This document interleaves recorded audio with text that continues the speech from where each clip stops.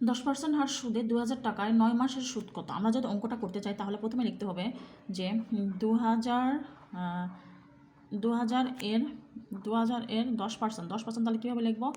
10/10 তাহলে 100 যদি দুটো শূন্য এই দুটো শূন্য এবং 200 এই দুটো 2000 এই দুটো শূন্য কেটে দেয়, তাহলে 20 গুণ 100 কত হবে?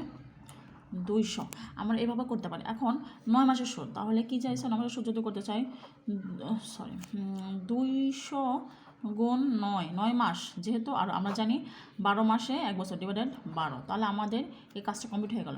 এখন যদি আমরা কাটাকাটি করি, 3 3 9, 3 4 12 থাকিছে 4, 3 4 12, 4 5 20, আর এই শূন্যটা তাহলে 50, তাহলে 3 50 কত হচ্ছে?